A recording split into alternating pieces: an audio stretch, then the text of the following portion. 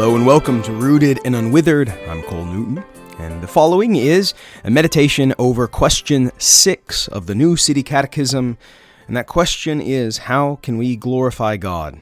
And the answer, we glorify God by enjoying Him, loving Him, trusting Him, and by obeying His will, commands, and law.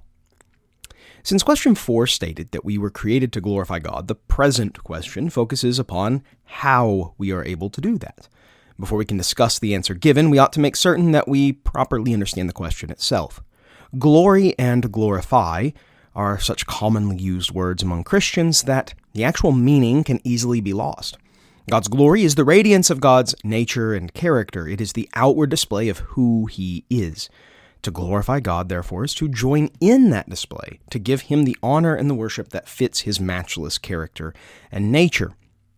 With that in mind, note the answer that is before us. We glorify God by enjoying Him, loving Him, trusting Him, and obeying His will, commands, and law. 4 verbs are given for us to consider: enjoy, love, trust, and obey. However, I think it might be beneficial to move through them in the reverse order. Obedience might be what first comes to our minds when we think of glorifying God. After all, what would give Him more honor than having His will, commands, and law obeyed? And that is certainly true. Obedience to God's will, commands, and law is a visible declaration that God is worthy to be obeyed. The glory of an earthly king is reflected in his subjects' readiness to follow his commands. How much more so with the King of Kings, the creator of heaven and earth? Indeed, obedience is fundamentally an act of submission to authority, which makes disobedience an act of treason against the author of life. No one can claim to glorify God without actively seeking to obey Him. And this is why I am beginning with obedience. Glorifying God must always entail more than mere obedience, but it can never be less. Jesus affirmed this necessity of obedience in the concluding verses of the Sermon on the Mount. This is Matthew chapter 7, verses 24 through 27. Everyone who hears these words of mine and does them will be like a wise man who built his house on the rock, and the rain fell, and the floods came, and the winds blew and beat on that house, and it did not fall, because it had been founded on the rock. Everyone who hears these words of mine and does not do them will be like a foolish man who built his house on the sand. The rain fell, and the floods came, and the winds blew and beat against the house, and it fell, and great was the fall of it. To glorify God, we must also trust Him. Trusting in God, of course, is a declaration of His trustworthiness, and it's a proclamation of His faithfulness. Indeed, obedience without trust would indicate that we do not properly know God. As a father, I would grieve at my children's suspicious distrust of me, even if they did still technically obey what I told them to do. Such distrust would indicate that my children do not know or do not believe my affection and compassion for them. In the same way, our distrust of God is most fundamentally a failure to believe His fatherhood toward us. We also glorify God by loving Him. The call to love is most famously given in Deuteronomy 6, verse 5, which Jesus Himself calls the greatest commandment.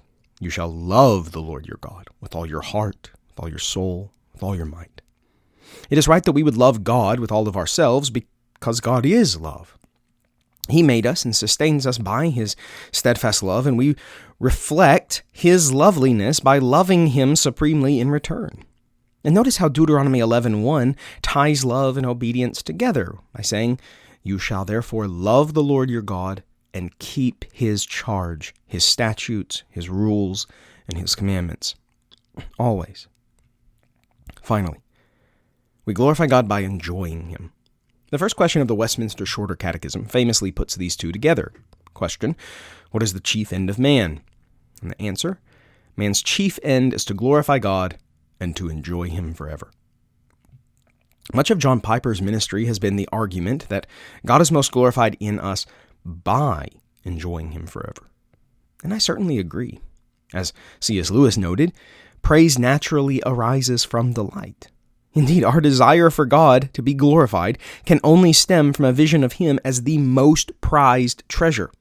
Of course, devotion must often come before affection, but I do not honor my wife if I only give to her a joyless commitment.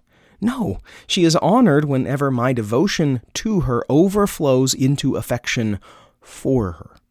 And it ought to be supremely so with God. There are certain times when our devotion to God must override our pitiful and listless affections. Yet by God's grace, such devotion ought to eventually explode into an affectionate enjoyment of joy himself. And so with all of this said, one question remains for us. How will you glorify God today? Thank you so much for listening. For more resources for knowing and loving God's Word, please visit bcnewton.co. And until next time, grace and peace.